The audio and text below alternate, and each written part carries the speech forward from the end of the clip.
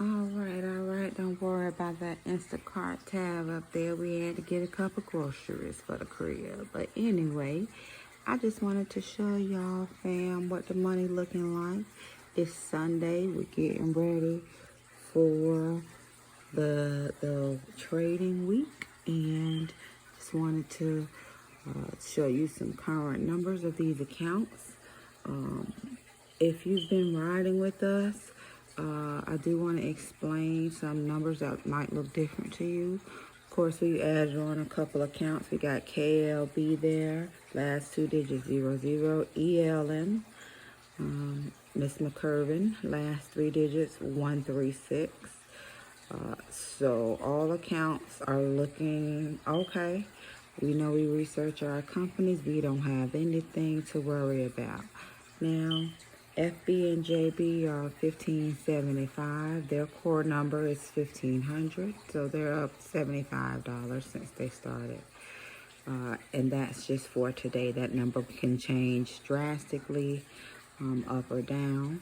All right, KBS and DS. Now this is an account that had a higher number in it.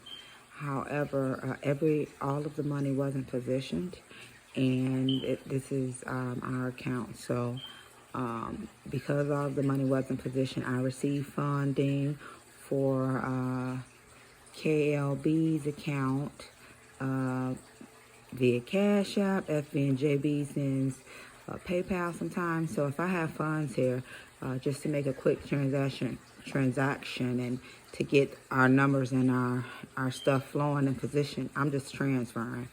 So that's why that number looks smaller, that it was in the $4,000 range. But we transferred money for some funds that we got outside of Fidelity. So we do have that cash on other platforms. So we just made a transfer here.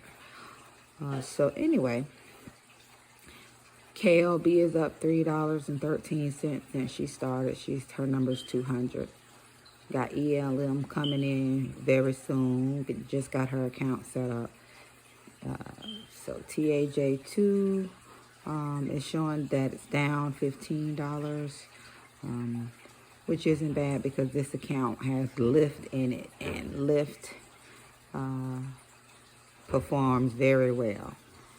All right, so anyway, DQB, where she's about to fund hers, CEO KBS 922, that core number is 911. Did it because that's my birthday, so that kind of keeps a reminder about that number. DMS 635, DCS, okay, 542. And what we have to do with DCS is add some funds that she received from a singing engagement and from grandma. All right, so that account is going to get some more funds today, or not today necessarily, but this week. And that's the thing with that, we got cash, so I'm going to politely take that little cash from her and probably transfer some out of one of or this account only. This is the one.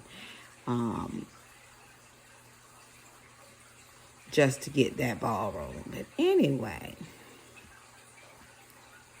let's look inside to see what we have going on. This account currently has this foreign holding company that had an upward trend. We got 8.5 shares of it. We paid $59.41 per share. It's currently at $55 per share. It's up and down. We're at a 5% loss. I don't go anything past 10%. If it's creeping toward 10%, I'm out, because I like to make money. I don't like to lose money. So this is why we are currently in here managing it. Another holding company here, Santander, if you've ever heard that. They have car loans, auto loans, and pretty well established. We're up $14 on that one. All right, we got 8 shares. Let's get out of this. I'm going to set exit plans for all of these this week. Okay. So here's a Robotic Concepts Company here, THNQ. We're up $10. Got it at 40 bucks per share. It's currently at 41 bucks per share. We got 8 shares. Okay, so if we are putting any additional money in our accounts, it likely, or any additional funds toward positioning our stocks, it will likely be adding on to what we currently have, getting us past that $8 or 8 share threshold. Okay, so you notice it's $767 in there. That's how we do this account. That's cash on hand, basically. So anything under that, we have a couple of people coming on board this week, will kind of come out of that. I'm just giving you the back end, the true deal of how we manage our positions and our thought process as we're doing it. So you can learn along the way, and you can watch your account grow while you're learning. All right, so what are we on? FB and JB, we didn't go through that one. This account started with $1,000, then got a $500 addition to it at $15.75. Again, it's your money. You're watching it grow. And if you would have kept it, or if the bank would have kept it, there wouldn't have been any additional money added to it. This is free money. You only have to be right one time with a company that you select, and that company could pop off and your money is popping off with it. Now, these are some good selections going on in here. If you check this out, you'll see nothing but plus signs. In this account, we have some companies that have been doing bad lately, coming in under or underperforming, but these companies have not. You look at today, which is Friday, the last reported time the market was open, they were up. So what do we have? These are all ETFs outside of General Electric. We caught General Electric at a time that it had a dip, and we've done our research on GE before. So we didn't have a problem with jumping in on that. Notice the share quantity on all of them, 8. So we don't have to go back over that. All right, so we have AIQ. That's the ETF of artificial intelligence. When we got it, it was $28.46, and now it is $29.85. Total gain of $11. ARC is ran by Kathy Wood. This is FinTech Innovation, another innovation ETF. Total gain is $20. And you got FinX, another FinTech ETF, but not ran by Kathy Wood. Total gain $21. General Electric is up $3. But what we saw with General Electric is we got it at $3.17, and now it's we got it at $13.17. And now it's $13.60 per share. So what we saw with them is they're going up in the $16 range. So we wanted to ride that wave. And we know that that's a good company. So again, we're going to set up exit strategies for every individual stock this week. And so you'll hear my thought process as we go through that, and you can follow suit. Once you see why we do what we do, it becomes easy. You just keep repeating. All right, last one, SPLG. This one matches the pattern or trend of the S&P 500. And that one is up $17. So in this account, the fund that has performed the best for us would be FinX ETF. All right, so because these are doing well this week, you see we got $22 that we need to position. If any funds are added, and this account holder actually already told me she has 500 more. So that's going to be most likely positioned in what we're currently holding. We're waiting for a little dip this week. And we might pick something else up if something else comes up good. All right, we're done with that. We did KBSDS. Let's go to KLB. This account, like I said, was started with 200, and it is currently holding 2 stocks. HBM has a loss of 7 cents. We got 2 shares of that. That's because we didn't do the magic sauce.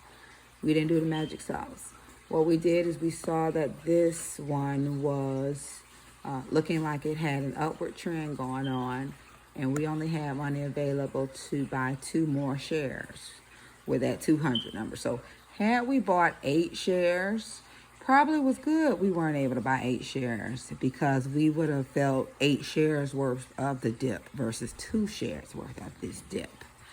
Regardless, we're going to set up our exit strategy, because we know if we chose it, there was a good reason, okay? And there was a good dip at the time. So we'll talk about what we're doing with that. It was $7.92 per share when we got it. It's now $7.88. No big deal. Next one is Idt Core. We did a post about this one this week. Idt Core is communications company. When we got it, it was $22.09, and now it's $22.49. So that one is up $3.20. That's what's actually giving us our upward trend for this account. Again, that this account was started with 200, and now it's up 1.63%. All right, TAJ2. Let's look at this one. Again, this account is basically ran by Lyft. What do I mean by that? When there's a big dip in the market, and all of these companies seem like they are having some significant dips, TAJ2, that account is doing good on an upward trend. We look inside, and it's always because of Lyft. So, for some reason, when other sectors are down, this ride share sector, Lyft, is up. So we take advantage of that every time. This is a real estate investment trust, City Office REIT. We got it for $10.12. It's now $10.87. We're going to get that exit strategy going for this week. What does that mean when I say we're going to get the exit strategy for this week? I mean, we are going to look at this stock. We're going to go on Yahoo Finance, and we're going to research and see what analysts propose this stock price, share price, is going up to, and when. Is it going to be short term, within 6 weeks? Is it going to be midterm, or is it going to be long term? And from that, we're going to plug that bigger number, the number that's predicted that this stock is going to, with a ticker. And what we're going to say to our platform is, if this share price goes from $10.87 up to $12.87, because analysts say it's going to $12.87 in the short term. If this stock price goes to $12.87, or once it hits $12.87, sell or notify me.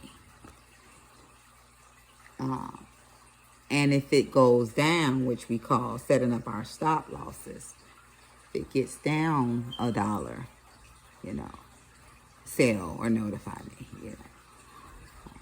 Or if we're heavily invested in it and know that it's a good company, we don't want out necessarily. If it gets to a certain amount, notify me immediately so we can buy more. We can buy the dip. That's our motto, buy the dip.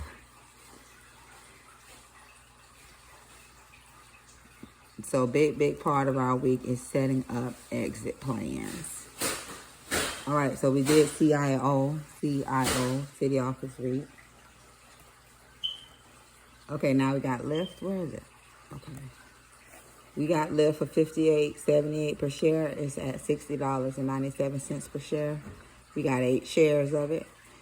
Down, so we see Lyft go up to $65 plus throughout the week, and the gain is looking like $60 or so. So we're really watching that. If it gets down to 58, we're going to buy more this week. Cyber Healthcare is another real estate investment trust. We have 14 shares. Total gain $2.38. That's an up and down one too. So we really setting up, once we set up those exit plans,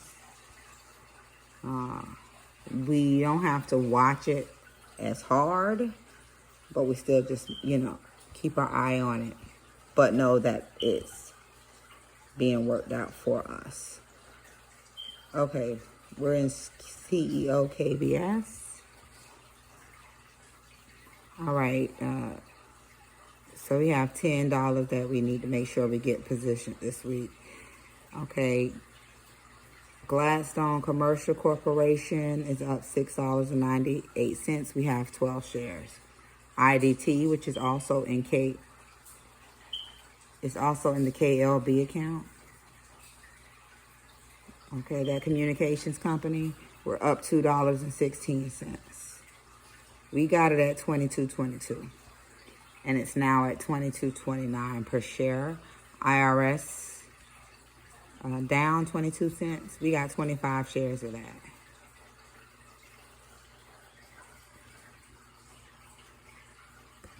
IRS is what I was talking about. All right, so now we're down at LXP, which is a realty trust company. We have 17 shares of that. When we got it, it was $11.23. Now it's $11.42. We're up $3. Roof is a real estate ETF. When we got it, it was $12.76. It's now $12.49. We have 8 shares, so we'll likely be buying more of that this week. Let's go down here to DMS UTMA. And we're almost at our 20-minute marker. Thank you.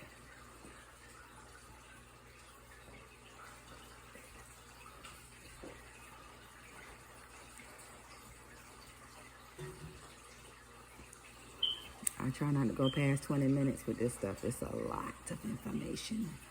So I'm even going to break these clips down because it's a lot to take in. Okay, we're in DMS UTMA.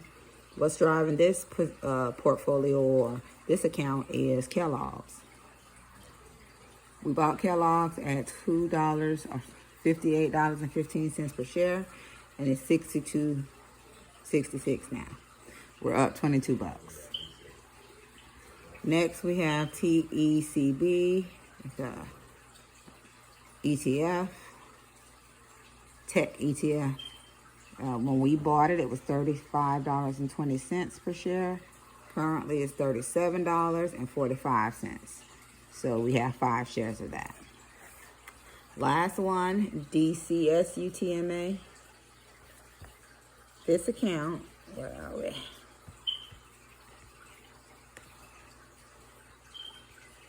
It's going to have about $100 added this week.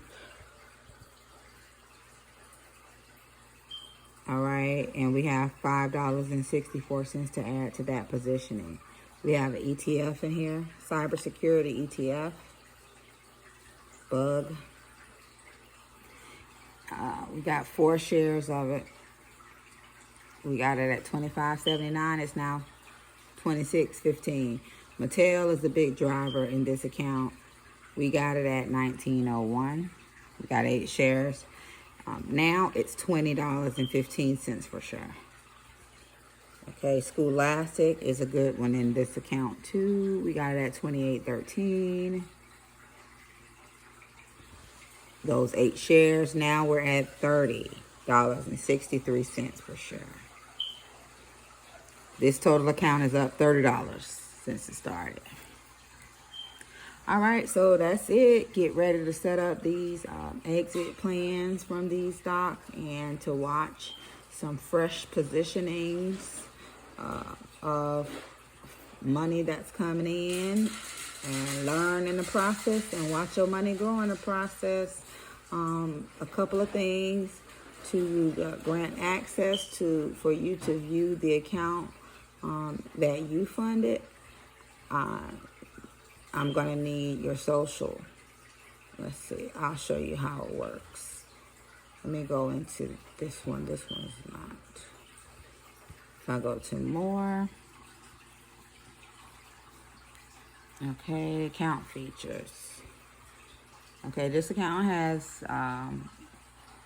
not been funded yet, but it can show us everything we need. Okay, authorized access right here. So yes, you can see these videos and just watch your account on a daily basis, but also I can get you access to it.